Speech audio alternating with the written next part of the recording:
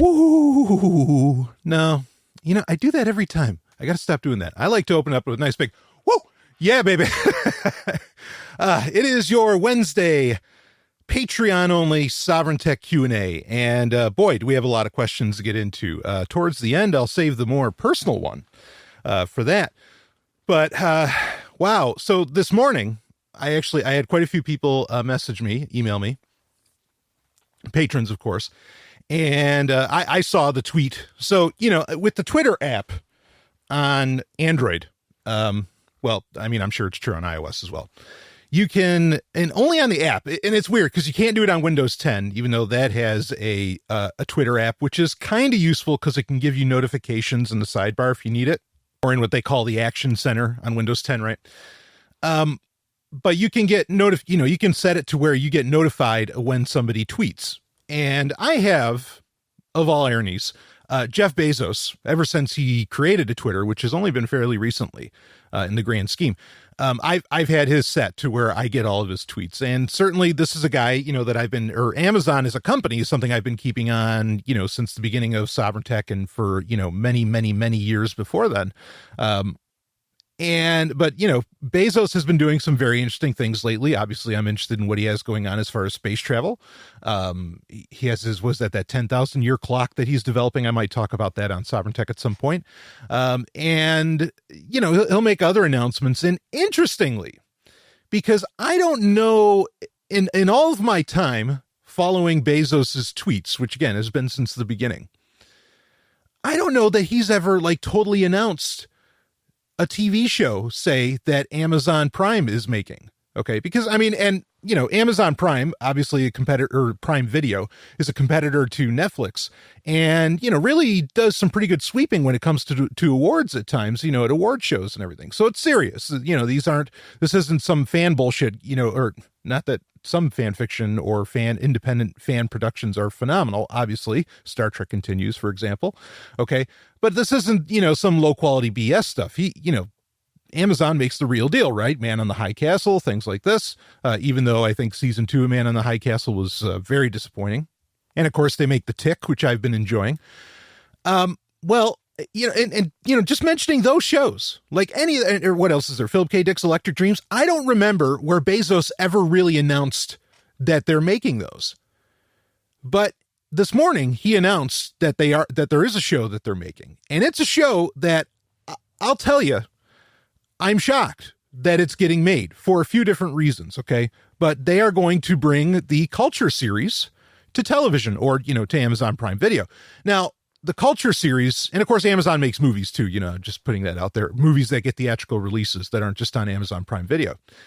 The Culture series, I have talked about many times on Sovereign Tech. I think it's a seminal work. I think it's not uninteresting that in fact, I've mentioned this before. This is part of my evidence for Mark Zuckerberg actually doing a political run of some kind. Maybe not presidential, but at least a political run in 2020. Though I think it's presidential. It was that one of his, he has his own kind of a book club of books that he recommends people read. He'll do a Facebook post about it. And one of it was about the Culture series. And everybody brings up Consider Phlebas, which is the first book in the Culture series and far from the best. It's not even close to being the best in the series. Ian M. Banks, the author, creator of the Culture series, in later books would delve deeper into more of the philosophy and everything. It's where Consider Phlebas is a little more just kind of action and whatever. And so, hopefully it can get past, whatever production ever gets made, or if people start reading, and actually I've heard people say this, that they're really they're not impressed with Consider Phlebas, and they're wondering why is everybody crazy about the Culture books? This book wasn't that great. And I get that. Ian M. Banks gets better as time goes on. He gets significantly better as time goes on. So you kind of got to get, you really have to get through it. But anyway, Mark Zuckerberg, he recommended the Culture series. He said, oh yeah, Consider Phlebas, everybody should read this. Now, the reason that I brought that up, and the reason that actually I'm going to talk about it, or, you people emailed me and wanted me to talk about it, so I'll talk about it here as well. But the reason that I want to bring it up is that I feel like mentioning the Culture series, because the Culture series is very unique in a few different ways.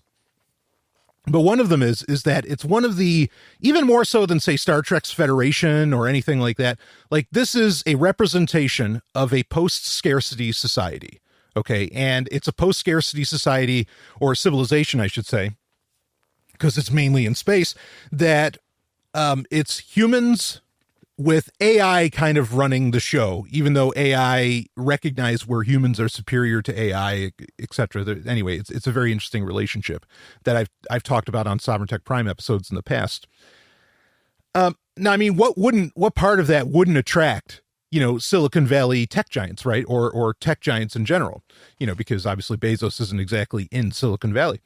So I always felt that, this is like predictive programming. Okay. For Mark Zuckerberg, I think he did it because he's going to pitch UBI, universal basic income, when he starts his political run.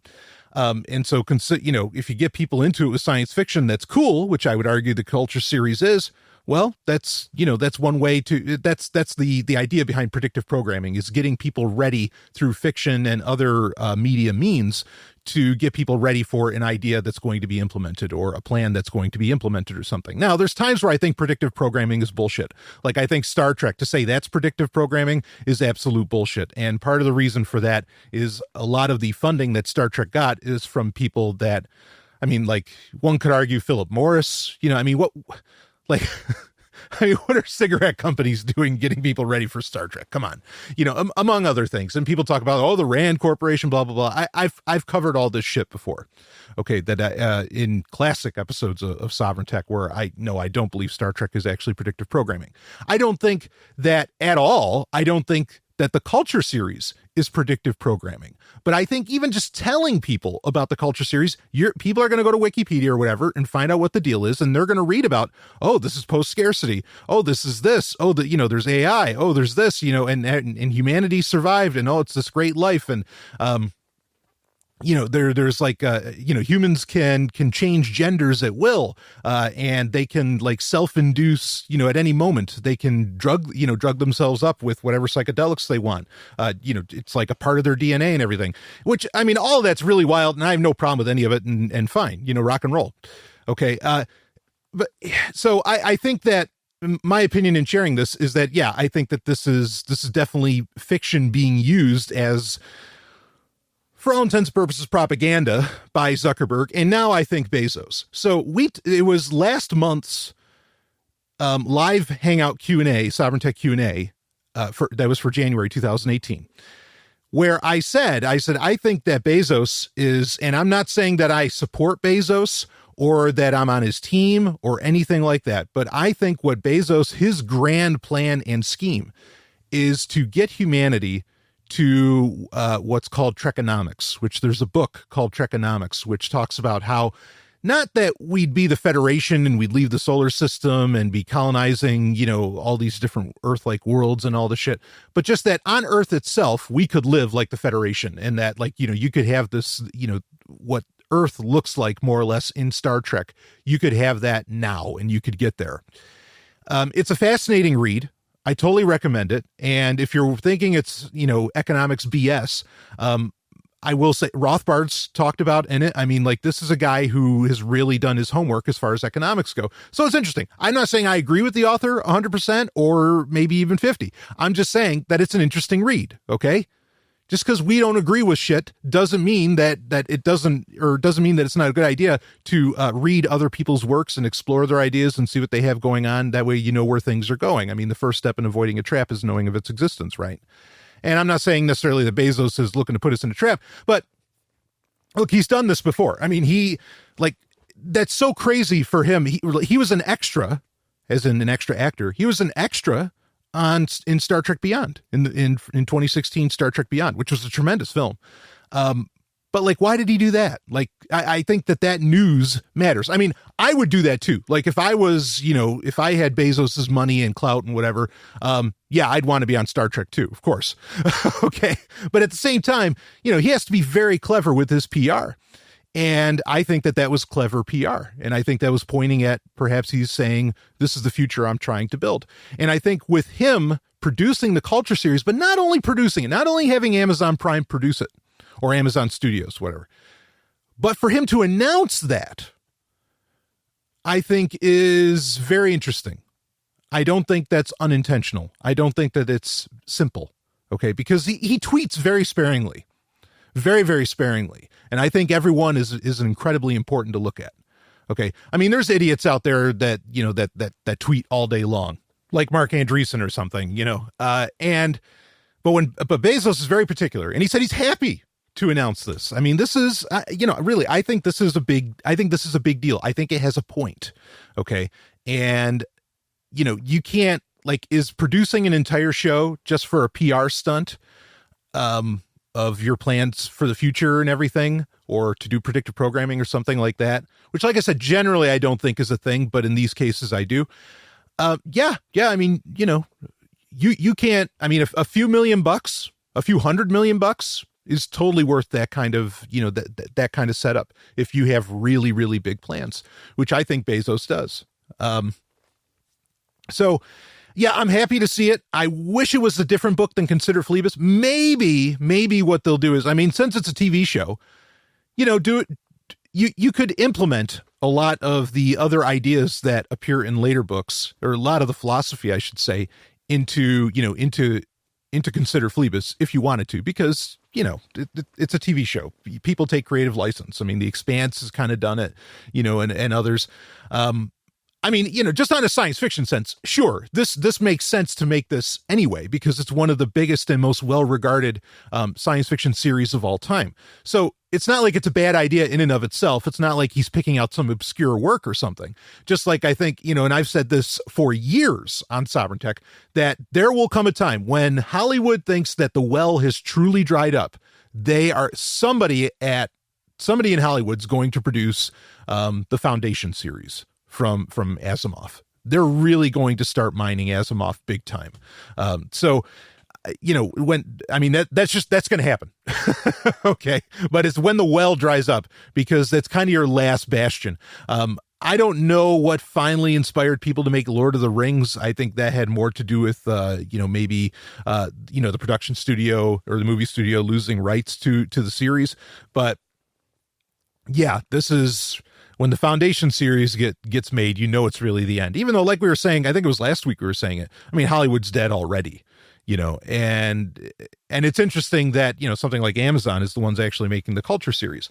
So, but I look forward to seeing it. I mean, you know, I want to watch it. You know, there's other series too that were supposed to get made that never got made. This might end up not even coming to fruition. In the press release, there's no date. They don't give any of that stuff. I hope it happens, but I'm just saying that, like, maybe it just fucking won't. There's no mention in the press release also of some of the more interesting aspects of the Culture series, that being the Culture series. So what makes it, why I keep talking about it and what makes it so great is it is a genuinely anarchist work. It is anarchism. Okay. Like, it's anarchism in space, you know, and Ian Banks makes tremendous strides and points in why.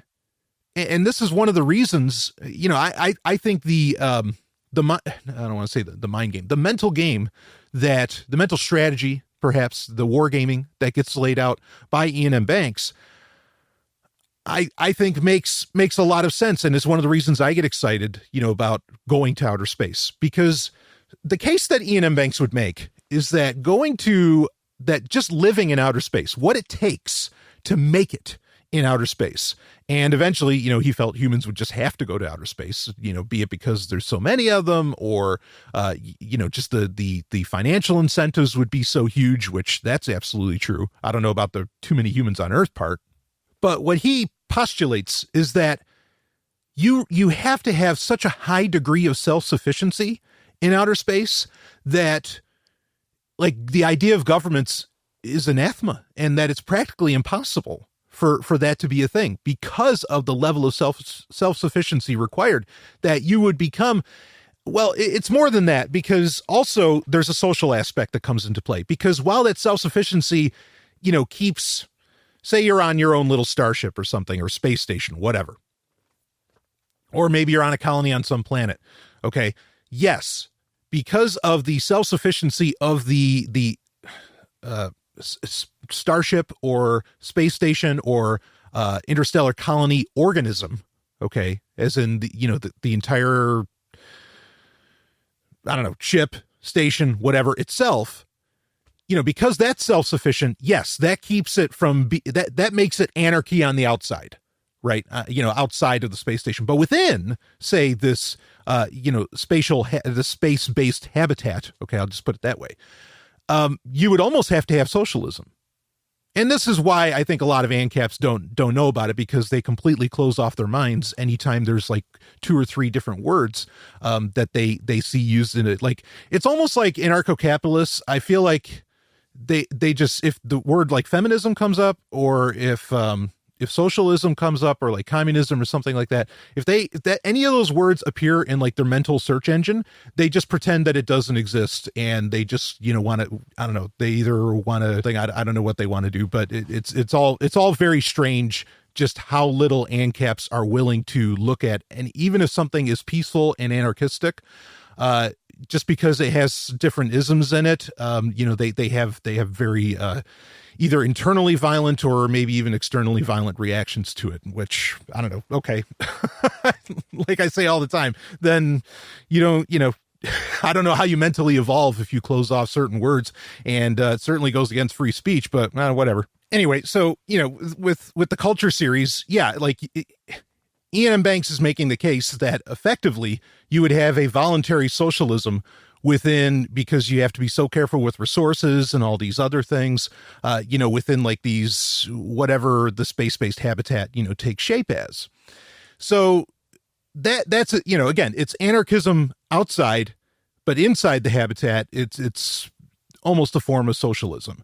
Okay. It could be end up being anything that it wants, but that's kind of where he thought that it would end up. And he has, basically that there are 4 human drives that this kind of lifestyle, really forwards. And, I think some people would say, well, if it's socialism within, it can't have that's preposterous. Okay. I don't know where practicing socialism on a small scale means that hedonism, exploration, scholarship, and art can't be part of the day. I have absolutely, I'd love to hear the argument why that is completely impossible under a small scale socialism. And that's also what he's talking about, is very small scale, until you get to the point where there's just so many resources and the culture gets so big, and that's where the culture series kind of comes in. But bottom line, it is anarchism. And I don't know how much, say, anarchism is going, maybe they're going to love showing off the socialism. I don't know, because Trekonomics is kind of a quasi-socialism. It's a lot more complex than that. You can't just look, when you're talking about stuff this big, one ism doesn't really solve it, right? Just like when somebody says capitalism, like there is a lot to unpack there, especially if you're an anarcho-capitalist, because you don't really mean capitalism in the sense that the entire rest of the goddamn planet understands that word as. You don't mean it that way at all. And you don't even realize you don't mean it that way, but whatever. So anyway, no, really, you don't realize it, because otherwise you probably never use the term again. So, yeah, so I don't know how much we're going to see the hedonism. I don't know how much we're going to see, the other aspects of what makes the culture in the culture series. I don't know how much we're going to see the anarchism. I don't know, and again, maybe this series will actually never get made, and this whole thing was just a big play, a big PR play, which totally possible. So anyway, there you have it. You wanted my thoughts on what I think is happening with the culture series and with Amazon making it. That's what I think. I'd love for them to do it. Like I said, who was it? Spike TV or whatever was supposed to be making like Kim Stanley Robinson's Red Mars trilogy.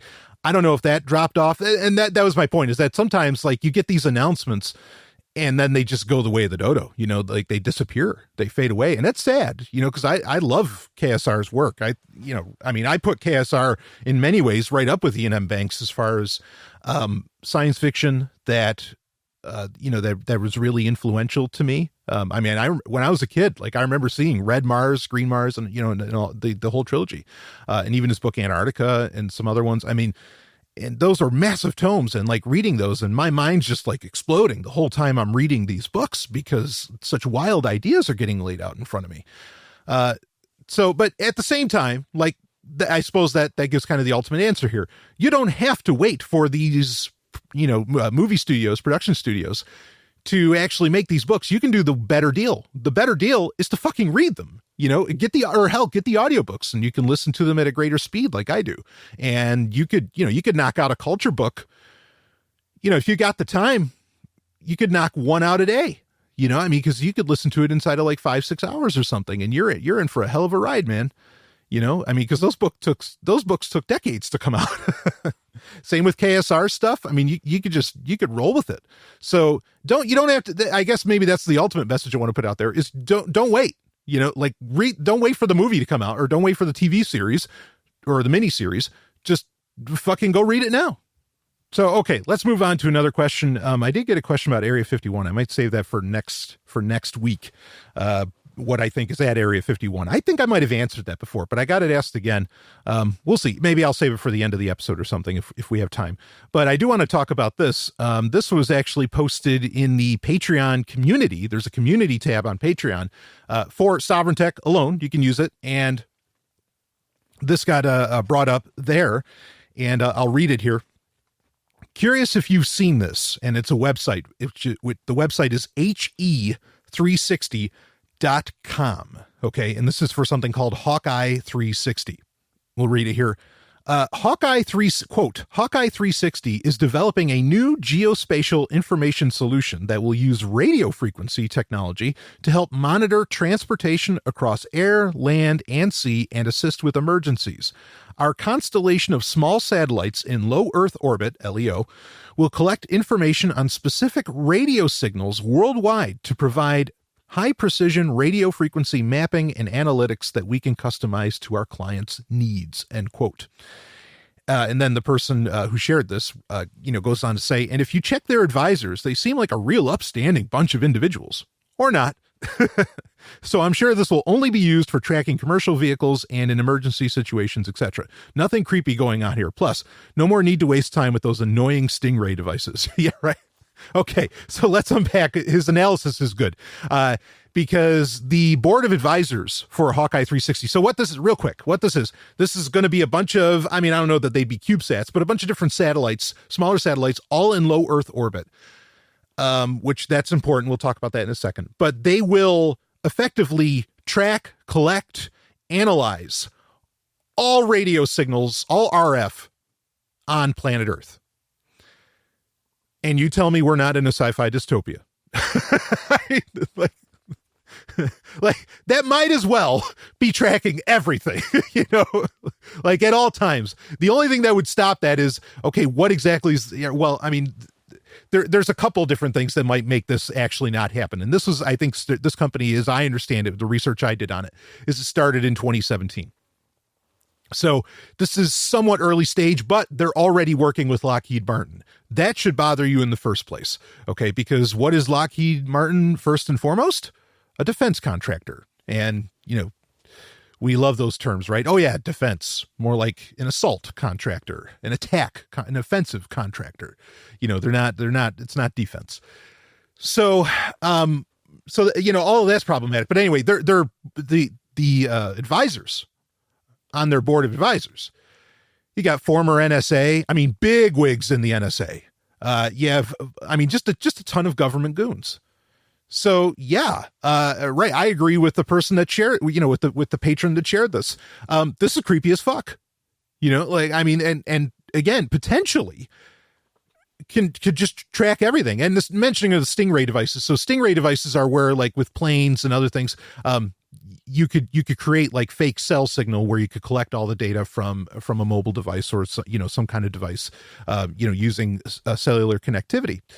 And right, yeah, what do you need Stingrays for when you can just collect all this shit, from low Earth orbit, right?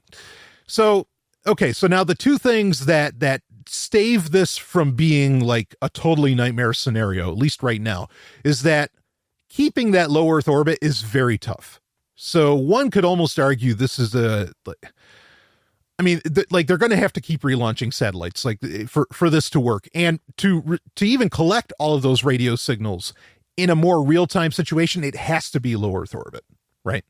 So, there's parts of this that are incredibly impractical, because interestingly, like there's really no good reason why this couldn't have been done before. Granted, there also wasn't a great reason to do it necessarily before, but now that everybody, effectively is blasting RF, at all points, with your smartphone or whatever else, now there's incentive to do it. But this is very hard. And also, once again, the thing that, because, when I hear this, a couple points come to mind. The first one has to do with 2030. The other has to do with the fact that and actually they're both 2030 and this are related. So I have said for many years now on Sovereign Tech that I think you can, if you don't use the big bad internet, and if you really take serious control over your devices and computers and whatever else, you're not using Google's Android, and I say that specifically, Google's Android, and you're not using iOS or things like this, whatever, I think you can effectively disappear from the system. I think that there can be pockets where you really disappear. Now, that was proven. We talked about this, I think it was episode 200 of Sovereign Tech Prime, which ironically, quick announcement, this is episode 200 of Sovereign Tech on Patreon. This is I think I've actually released more than 200, but this is episode 200. Woohoo! 200 episodes on Patreon. How about that action, huh? But actually there's a lot more. And as far as hour count, it's way more than 200 hours. Anyway, so, there's a little celebration, good for that. So, but on episode 200 of Sovereign Tech Prime, I talked about this. The Intercept had gotten a leaked video from the Pentagon. It was a training video that I think had to do with the year 2030, if I remember correctly. If I think of it, I'll put the link in the show notes for it.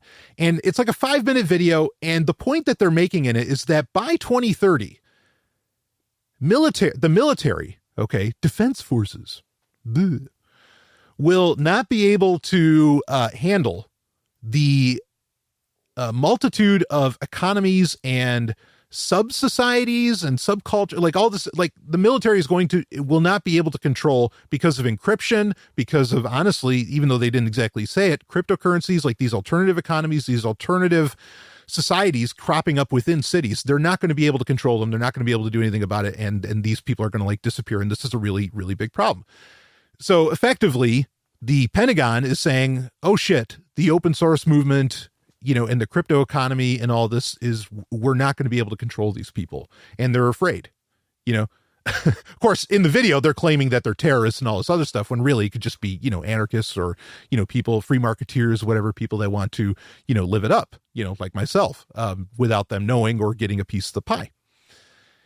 And I think that, so while I've said that's the reality that we're getting to, and to some degree could already be done now,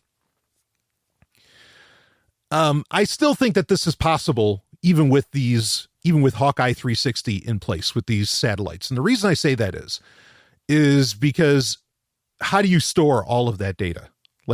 Really, you could put it through a filter, I suppose, and then you could create a picture, think, for an analogy, think something like, The Dark Knight, right? The movie, The Dark Knight, and where Batman uses all the cell signal and everything to find the Joker and all that. You could use something like that. But once again, you'd have to really be tracking one thing to kind of find that. Even if you put it through an algorithm,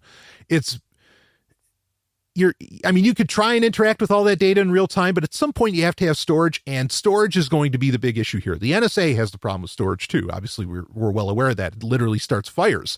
The fact that they can't store everything, and it heats up their systems just too much, at their various installations, particularly like the one they were building in Utah, etc. This isn't perfect. This would be great if they have very specific targets they're going after. Yes, I could see this, being used, and it could be used against anything or anyone. And absolutely, I think it will be used against anything or anyone as the authoritarians in the world deem it necessary. But that's kind of the hard part. So there's two hard parts to this that keep it from happening. One is that, it's going to happen, but that keep it from being a nightmare scenario. Okay. One is that low Earth orbit is tough to keep. And so you're going to have to potentially keep relaunching satellites. I'm not exactly sure how they're going to solve that. Far more interested, well, I wouldn't say I'm uninterested, but far more interested parties involved, would know the answers to that. And Also, data storage of this stuff. Like those are the two real challenges that keep this from just being like a blanket system. But it is, for all intents and purposes, a blanket system and is fucking creepy. And yes, you follow the attitude, and what's the attitude? And it's not even the money. It doesn't matter about the money. Okay, even though the money is important too. And who are they working with? Lockheed Martin, like I said. But follow the attitude on this, and you've got ex-NSA all over the place. Not good. Not good. No doubt. So I do think that this could be used in reaction to, because this is just massive metadata collection, in a very real sense, among other things. I do think this is probably a response to what is, to the scenario for authoritarians that was laid out in that Pentagon leaked Intercept video for 2030. I think this is an attempt to solve what they see as a problem. And of course, what for us, I see, for people interested in personal freedom, I see as a solution, not a problem. So yeah, this is bad. This is definitely something I'll be keeping an eye on. There's a chance that it could, but the fortunate thing is this really could fail. This could fail hard. It could fall flat on its face. And it could be deemed completely impractical. And yeah, they can print out all the money in the world. I understand that. And Lockheed certainly got plenty of it too. I don't know. Maybe this could be like a test bed for other potential uses and in technologies of this sort. That's potential too. But definitely, this definitely adds on to the narrative that I've been forwarding. Look, when I say when I say we live in a sci-fi dystopia, I mean that society is set up as one. You can still be the happiest person alive, and life is still amazing, and you can still engage in so many personal freedoms, especially when you keep, what you're doing at a smaller scale, things like this, so it's sci-fi. Well, to kind of use sort of a phrasing that I was using earlier, it's sci-fi dystopia outside, but inside it can really be personal freedom. You can achieve so much. In fact, I've said that many times, that you can get like 99% of the way to, real personal freedom. Just there's always that 1% where maybe you have to pay land taxes or something, right? Maybe. But anyway, that's that. That was very interesting. I was not aware of that. I did not see anything about Hawkeye 360. I really appreciate those kinds of things getting brought to my attention, because those are technologies we need to know about. Because you want to talk about something that literally affects all of us. Yes, this affects the entire planet, straight up. So thank you for bringing that to mind. And, we talked about it here. I'm sure I will mention Hawkeye 360 at various points on Sovereign Tech Prime episodes. But I'm happy to do like kind of a bigger talk and breakdown here on Patreon, where, I think it brings value to what what the patrons are looking for. So, and I'm not sure when I'd squeeze in that story anyway. And maybe it'll be more important to talk about when it actually, if it's actually successful, and, what happens from the data analysis that comes out of it, which maybe we'll never know, because maybe it'll all not get made top secret, but you get my point, is that it'll be, pun intended, under the radar. So, all right, let's move on to another subject here. This is all right. Here's a fun little question. Okay. Yo, B-Sav. I like that. B-Sav. Yeah. Yo, B-Sav. I'm curious. This is also from the community tab on the Sovereign Tech Patreon page. I'm curious what fitness podcasts you listen to. I heard you mention them in Sex and Science Hour. Okay. Two things. One, I just want to say this again. I don't have like personal control over like what happens to Sex and Science Hour. That is mainly Stephanie's show. She calls when the shows get made, the whole thing. Okay. That is all completely up to her. And I know there's been like some bi-weekly releases as late and whatever. I appreciate everybody that just waits for it to come out and all that. And, certainly if you're a Sovereign Tech patron, you're still getting plenty of content and, plenty of Stephanie as well, when we do like relationship rhombus and things like this. So yeah, anyway, just letting you know, if you're wondering where are the episodes, well, they come out when they come out. But Sex and Science Hour is not canceled if you're concerned about that. That absolutely is not happening. In fact, we didn't even take a break between season 4 and season 5. We kind of just kept rolling. So you could almost see this as, making up for that fact, but whatever. Anyway, that's that. But I did mention that I listen to a lot of bodybuilding podcasts. Now, I've also said recently that I only listen to like 3 podcasts.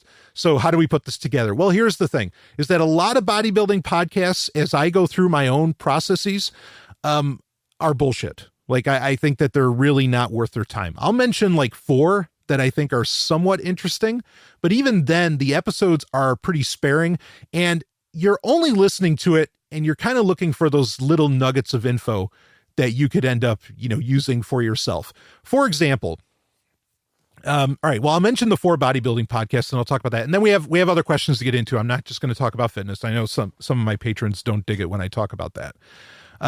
So the four ones are, there's Skip LaCour's Bodybuilding and Fitness podcast. That's one that I listen to. Bodybuilding Nerds Radio, Joe DeFranco's Industrial Strength Show. Joe DeFranco's pretty good. He works with Stephanie McMahon and Triple H of WWE fame. I think he's legit, and he knows exactly what he's talking about. And he has some very big name clients. So obviously he's worth listening to. And then the bodybuilding.com podcast. Now there have been a bunch of other ones that I've listened to on it, some others, whatever. And I don't even, other than like maybe the bodybuilding.com podcast, I will listen to every episode of that because they have a pretty wide range of guests, but that still have kind of a core thing to talk about. Like there is the On It podcast, but that was like Total Human Optimization or something. But that one, they'd have like way too broad of guests on, like way too broad, and so I wouldn't listen to every one of that. Now I really don't listen to it anyway. But yeah, other than the bodybuilding.com podcast, I don't really listen to any of these with any kind of frequency anymore. Because yeah, that's what I found, is that I would just, and this is something I knew because yeah, like I've really rededicated myself to a degree of bodybuilding, in the past couple of years. I mean, I've always worked out. I've always, been very much into fitness, but like, I'm like really trying to go for a very monstrous size now. But in my past, I used to work out and do quote unquote bodybuilding, as it were, at least, fitness and whatever, years and years ago. And the thing I learned pretty quick was that like Flex Magazine and Muscle and Fitness and Iron Man and all those different ones, like you can only really talk about so many workouts, right? Like, I mean, especially when you think of like Flex and Muscle and Fitness that have been around for decades, you can only talk about so many different, the human body only has so many muscles and there really are only so many motions you can go through. And so eventually you really run into a lot of bullshit. Now, for me personally, I am open, and Stephanie and I keep talking about it, about potentially, actually going to a gym from here on out instead of just using our home gym. And there's a lot of advantages and things to talk about that. Even though I did read an article recently, I wish I probably have it somewhere. I don't think I have it to where I could link to it in the show notes, but there was this really great by a bunch of different, I think, readers for like, maybe it was Flex Magazine or something, where they were breaking down, okay, what's more advantageous? What's the better investment? Is a home gym a better investment, or is going to the gym the better investment? And with the top 3 kind of answers, and these were like multi-page long breakdowns. Like, this is really, really solid stuff. The answer that they came up with was that the home gym was the more effective and the more cost-effective process to go through, but you are going to spend a few $1,000s, and you have to have a house where you can even have a home gym, right? So, that's your home situation might be the most important part of that situation. Hashing out a few $100 for, home gym equipment might not be so crazy. I think to get to the point that I'm at now, I don't think I've spent, I don't even think I've spent like $1,000 in workout equipment. I really haven't. Maybe I'm just reaching where it's $1,000, because most of the money gets spent on benches and plates, right? Like weights cost. They're definitely the most expensive part of the whole process. So anyway, but that's the thing, is that I'm to the point. Following like going to Derby, Derby.com and and some of these other sites, even like bodybuilding.com, where they have really great workout materials and everything, following their workout plans, that only goes so far, because everybody's an individual, and eventually you have to customize your workouts. You've got to, and you'll get to the point where you learn enough and you've got to make your own workouts. Okay. I've been to that point for a while now, and but that's the thing, is that when I listen to these bodybuilding podcasts, there's little nuggets of information that you kind of take from each one, but the larger podcast honestly is kind of repetitive and even pointless. And like they're trying to make 30 minutes of content for maybe like 10 seconds of an interesting factoid. For example, like suddenly you learn about, the importance of compound workouts, like on leg day, you want to do step ups like at all times. Okay. I listened to like a 50-minute podcast to get that 1 minute of explanation of, ooh, that's useful. That's useful information. Or, the idea of, doing like, like a really great chest and back workout, which normally you wouldn't think chest and back would work well together, but because they're opposing muscles, there's a real advantage to that. And you experiment with that, so you can find out all these little nuggets of information, but honestly, a lot of that information has already long been out there. Like there's the fantastic Modern Encyclopedia of Bodybuilding by Arnold Schwarzenegger, which is probably well over a decade old now, maybe 20 years old now, but totally still worth its weight, because again, worth its weight. Yeah, pun intended.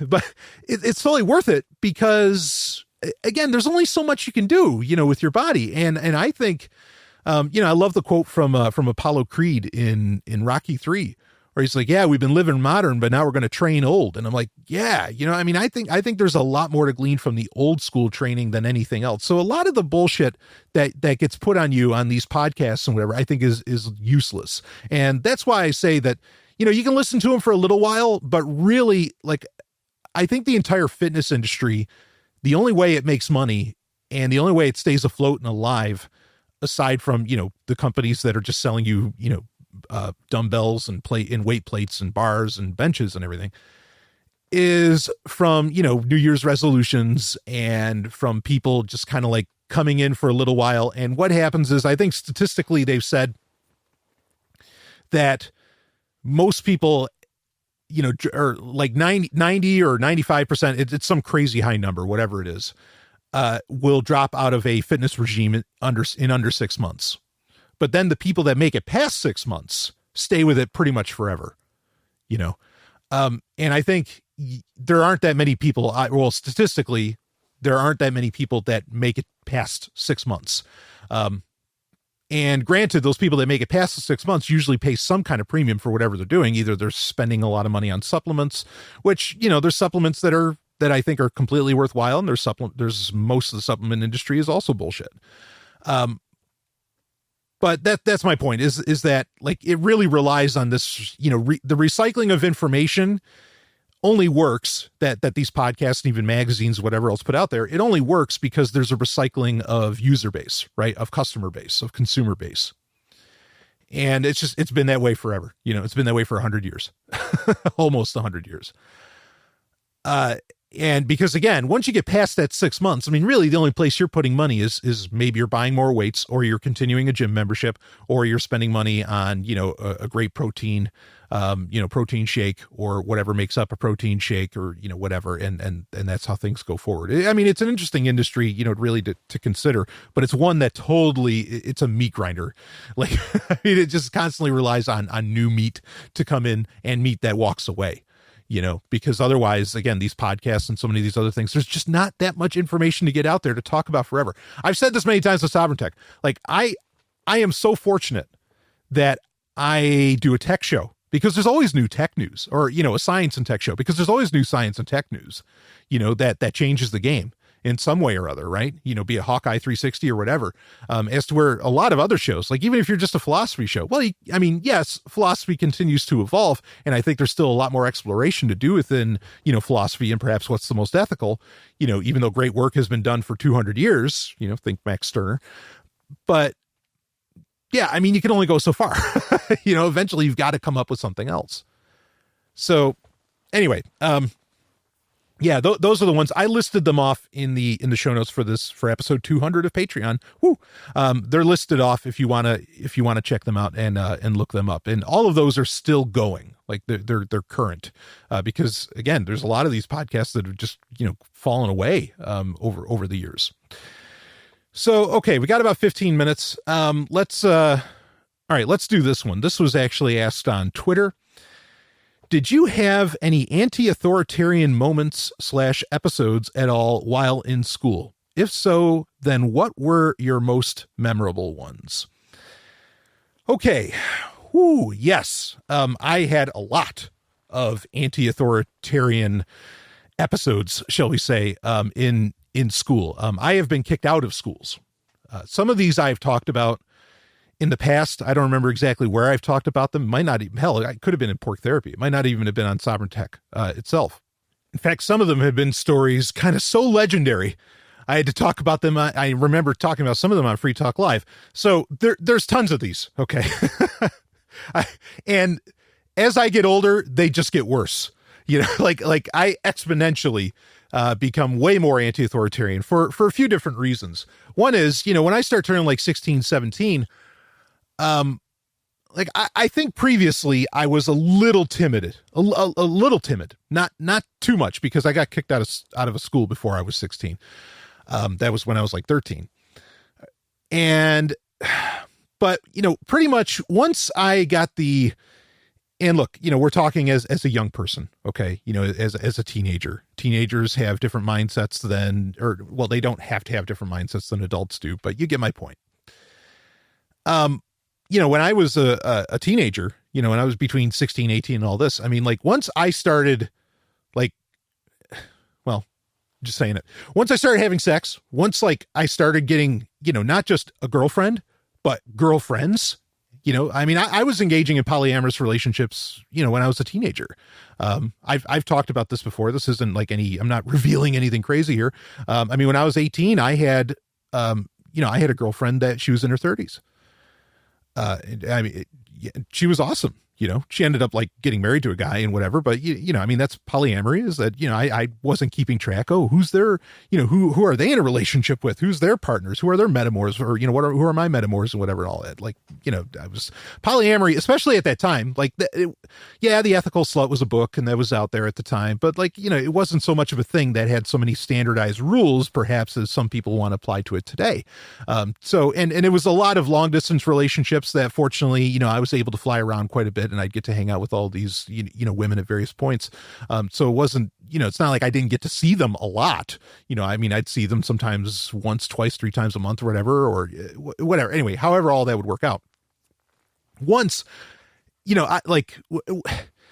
look, there is a certain, as a guy, especially as a young man, when you get the feeling and when you get I don't want to just say social feedback, but because there's physical feedback as well.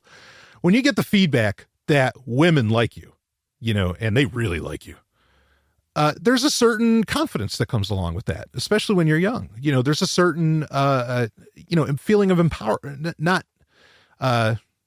empowerment, like you feel empowered, by that. And when that started happening, like it just got worse. It got so bad, and then I was doing all kinds of crazy shit. I'm going to strip clubs at like 16. Fortunately, I've always had the fortunates of looking older. I mean, now I like to think, other than the gray hairs and my goatee, I like to think that I actually, I don't look older than 36, but I don't know, maybe that's some women are into that, into older looking people, but anyway, whatever. When I was young, like I definitely, I looked older than my age and whatever, which would, be used to my advantage for various reasons. Anyway, okay, so laid all that out. But my point being is that it got worse, especially, because then I got emboldened, because then it's like, oh, actually, women like it when I get, very crass. And I mean, and this is at the time, I'm not saying women necessarily like it now, but some seem to.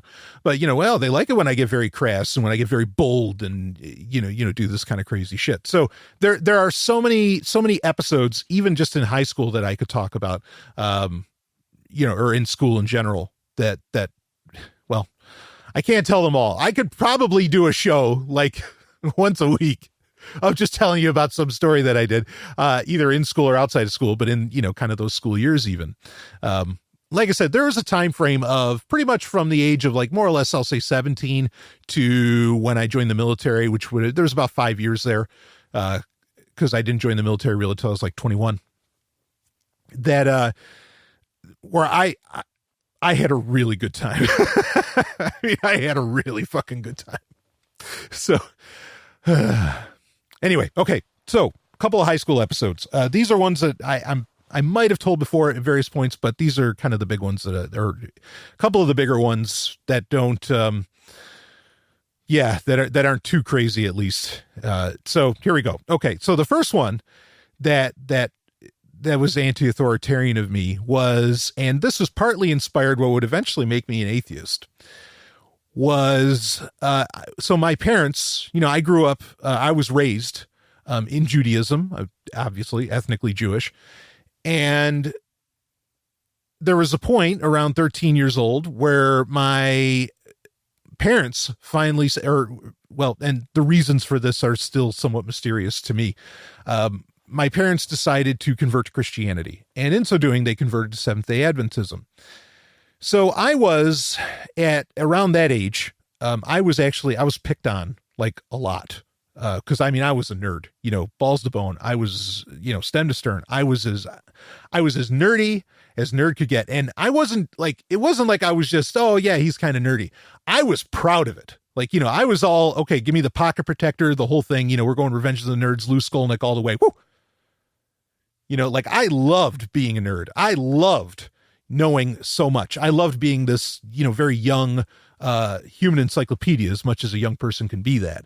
I loved knowing everything about Star Trek and being crazy about Star Trek and Star Wars and all that. Like I really, it was a badge of fucking honor on me. Okay. But that badge of honor was also a target, and it was a target for, and at the time I wasn't I hadn't grown to my height of 6'1" yet. I didn't start working out or anything, even though I was kind of athletic, because I played roller hockey. And actually even at that time, I'm literally a champion roller skater. And because I won awards, I still am to this day, right? I have medals for my roller skating. So it's not like I wasn't athletic or something, but, I wore that whole nerddom, right on my sleeve. So I would get picked on a lot by groups of people or, groups of other kids. And, there was, plenty of times where I would be coming home crying, because it was just so bad and I didn't understand why I'd get picked on. I mean, and there are other things that would happen. And, you can't help but become a very vengeful and angry, young person, I think, when that sort of thing keeps fucking happening. And you really don't get the rhyme or reason, because, I could understand, well, they tell me it's because I'm into this, or like they start the beating or the picking on, because they say I'm into Star Trek, or because I'm into, whatever, or because, I don't know. Yeah. Whatever the reasons being. But like, you hear that and you get it, but it's like, yeah, but that can't be a reason to want to beat somebody up. What the fuck? That can't be a reason to pick on somebody or to knock their books out of their hands or something like this. That doesn't make any sense. There's nothing wrong with being into this shit. And so, you cry about it, but it doesn't make any sense, and you end up getting angry about it, whatever. So because of this and the religious shakeup that happens in my family around this time, I end up, when we become Seventh-day Adventists, I end up getting sent to a Seventh-day Adventist school, which there are quite a few of these, and there's even Seventh-day Adventist colleges and everything. But I end up going to one. And when I get there, I'm like, oh, this is a new opportunity for me. And I'm just not going to take any shit. Like at that point, I'm absolutely not going to take any shit. And also I'm dealing with what I think is a genuine trauma of being told that my belief system, that being Judaism, is actually wrong. Seventh-day Adventism and Judaism, they can kind of mesh, but only kind of. It's lip service, if anything, in many ways, aside from, still celebrating the Sabbath. So at least that part didn't change, but so much else did, and so I'm very confused over like, why am I getting picked on? Why am I getting beaten up? Why is all this stuff happening? Why am I suddenly being told actually there's this other, now God is three people, and it's like, what? The Trinity. It's like, what the fuck does that mean? And to make matters worse, the New Testament, to my mind then, and even now really, like, it doesn't make any fucking sense. As to where, like, I could appreciate Torah, the Old Testament for what it is. It's like, okay, historical document, got it. Like it can make sense on that level. The New Testament does not really make sense on a purely historical document level, because it has way too many central characters involved. It doesn't deal with a big enough picture. And, there's lots of real issues, okay, with the New Testament. And that's where one of my major areas of contention would begin to happen at the Seventh-day Adventist school that I would be going to. And so I went there for seventh and part of eighth grade is when I would get kicked out. And I would start to argue, and it was a small class, and there were certainly, at the time, even at that age, young guys are into gals, and maybe to some degree I wanted to impress them or something. And so I would begin to start showing off a certain bravado. This would in many ways get emboldened by, the likes of Captain Picard, Captain Kirk, and others who would, when needed, would tell people to fuck off, in a more intellectual way or something like that. And there was a day where we were studying, I believe it was Romans 13. And there was this whole conversation about how, and that's the New Testament, where it says God chooses the leaders and that we should follow those leaders. Now, this whole chapter of the Bible is something that Christian libertarians, Christian anarchists, and others, like, they really, there's entire books. In fact, that should be the hint enough, okay, that there are entire books that have to be dedicated to try and explain this verse away to libertarians and anarchists, okay? The Bible should be far more cut and dry. There shouldn't be an entire book based around one verse, and that verse specifically being in chapter 13, where, it's talking about that these people are put in charge, that God puts leaders in charge and that you should obey them. And so who is it? Chuck Baldwin, I think, is a libertarian-ish guy who tries to explain this away. And I've read his book. It's horseshit. The whole thing's horseshit. It's pure mental gymnastics. Okay. The character of God, the character of Jesus even, and I know some Christians say that the works, because Romans is a work of Paul, that Paul wasn't actually that he wasn't really spreading Jesus's message. He's kind of a bastardization of the word of God or something. Okay. If you believe that, then hey, there you go. You don't have to worry about me. And that's why I always say, look, if I say something about Christians in the abstract, I know that there's a lot of different kinds of Christians, and I cannot possibly, when I say the word Christian, I cannot possibly encapsulate you all. That's just not possible. Okay. There's people who go so far as to not even want to be called Christians. They just want to be called a follower of Christ, because they know of all the negative connotations and all the potential problems perhaps that come with using the term Christian. So great. I'm not talking about you then, but if you're a believer in Romans and that Paul was spreading the good word, well, then here it is. And so Adventists certainly think that Paul was spreading the good word. And in class, we were talking about this. Now, as far as I can remember, I was the only a Jewish kid in this school, even, let alone the class. And this Romans 13 horseshit came up, and the teacher is talking about it. And that led to, at the time, discussing might have been a senatorial race or something at that point. And I raised my hand and I said, wait a minute. So you're telling me that God put Hitler in power and that the Jews should have obeyed what he said? And he knew he was stepping in shit. The teacher absolutely, his name is Mr. Suffolk. He absolutely knew that he was stepping in, he was in trouble, and because there's only one answer you can give, especially to a bunch of young Christian kids. And the answer was yes. And I put my hand down. He thought about it for a second. I put my hand down and I said, I think that's a load of crap. And oh man, that did not go over well. That was not okay. And this starts this long history in this, for over about a year in this school, where I was just constantly questioning every little thing that was brought up about what was in the New Testament, I was just constantly questioning. I mean, I was a pain in the fucking ass. I was asking so many questions. I would take assignments to like weird extremes. And I mean, it was, eventually I just got kicked out because it was just like, I was just, and I think they were happy, that was, anyway, there's other stories to tell about my time in that school, but that was really what started it, where and that didn't make me an anarchist necessarily, but totally anti-authoritarian. Like I was not, I was certainly not I was definitely questioning a lot of politics when I get told that story. I'm like, whoa, wait a minute. That's crazy. And it's an absolutely asinine, crazy statement. Even if I were a spiritual or religious person, the idea that God puts politicians in power, or even that God would want politicians. It doesn't make any fucking sense. And, you could go back, I know some Christians or even Jews that are libertarian-ish, or anarchist or whatever. They all want to point at 1 Samuel, right? Where Samuel's saying, you don't want a king, you don't want this, blah, blah, blah. Well, great. That's Torah, but Christians have Romans 13 and they have to answer for it.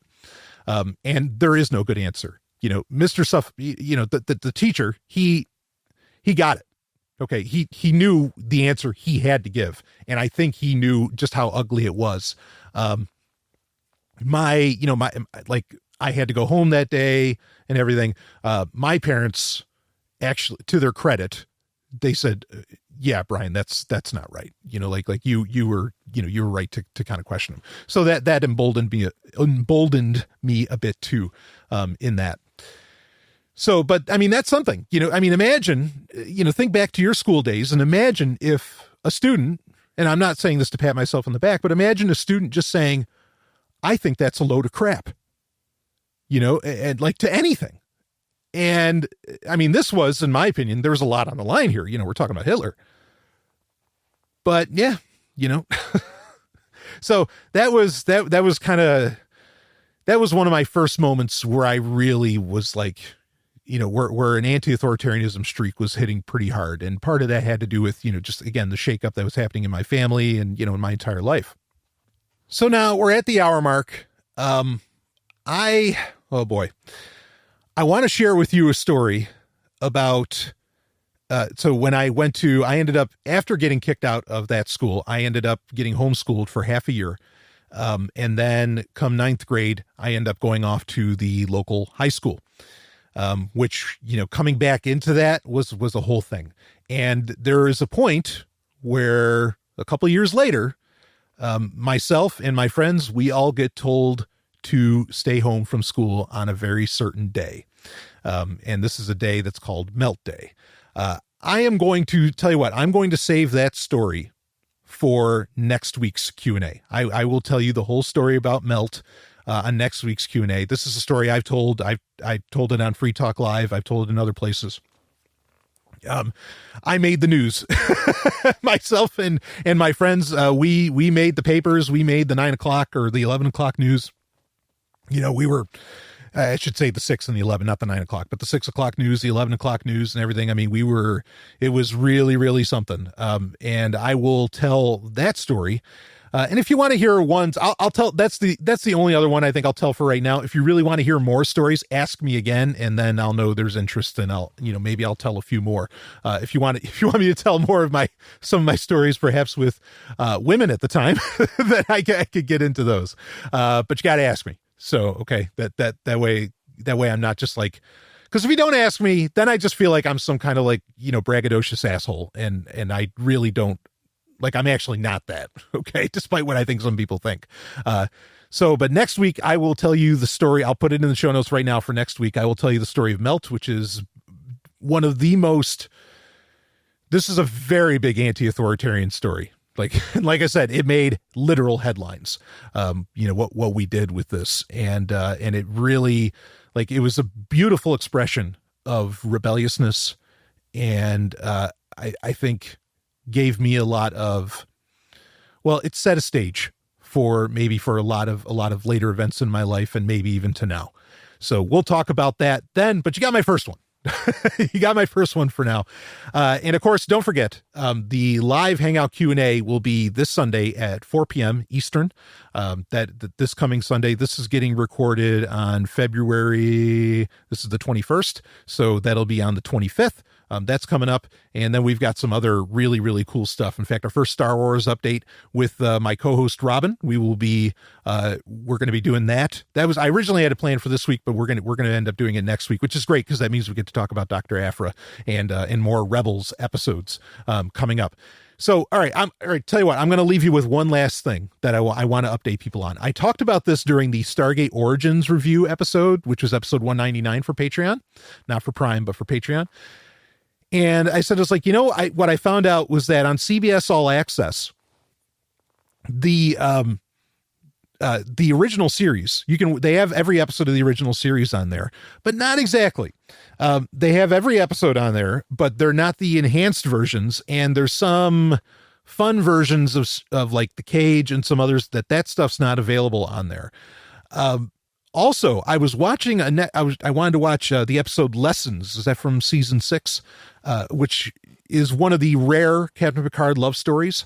I was watching that on CBS All Access the other night. Of course, I have independent copies of all this stuff, and I could just watch it that way. But I was watching it, and it forced it into widescreen, but not like the fixed widescreen that is like on the Next Generation Blu-ray release. It's a widescreen where they just stretch everything. And it looks so shitty. And I'm like, oh, what the fuck? And you can't even adjust it to where like it puts it back into the 4:3 ratio, which is how the Next Generation originally aired. I am very concerned. And in fact, so I also recently acquired the Blu-rays for the original series of Star Trek. And this is such a well done presentation. They did so great. They have, the original versions, the enhanced versions of it and everything. I should talk about this on a Star Trek update, which that also quick. I got such a response from people saying that they want Star Trek updates to continue on Patreon, so they will. I should talk about this on there, but I'll just mention it here quick. Look, do not turn everything over to the streaming services because you absolutely lose control of how that works. Do not. Either download independent copies, torrenting, whatever you got to do, or get the Blu-rays or DVDs, whatever. The streaming services, for the purist and for people who really want to like delve into the history and really enjoy every aspect of these things. This isn't, I don't think this is growing pains. This is bullshit that CBS All Access totally fucks up the widescreen, because it looks weird watching it when it's all very stretched. It's in my opinion, it's a genuine problem. I don't think it's amazing. People are like, well, but isn't it amazing that you're streaming Star? No, it's not fucking amazing because it fucked it up, and so anyway, it's just a great argument and there's problems with Blu-rays. I've talked about that in recent Cybertech Prime episodes, certainly. Okay. But I really think let's not turn it over to the streaming services yet. It's not perfect. And boy, that original series box set of Blu-rays, holy fuck. There's this whole unaired version, alternate version of Where No Man Has Gone Before on there. They have 3 different versions of The Cage on it. You can instantly flip between the enhanced and non-enhanced versions and everything. And it is a priceless little collection. Amazing what they've got on there. And Netflix and CBS All Access, there's just no way they cannot compete with the presentation that you get with those Blu-rays. It is phenomenal and such a beautiful little package. Anyway, just putting that out there. Okay, that's it. That's really it. Like I said, the live Q&A will be out this week. There's other episodes that will be coming out this week as well. And then we've got some great shit happening in the last week of February 2018. That's enough for now. Great Sovereign Tech Prime lined up for you. And I will see you on the other side.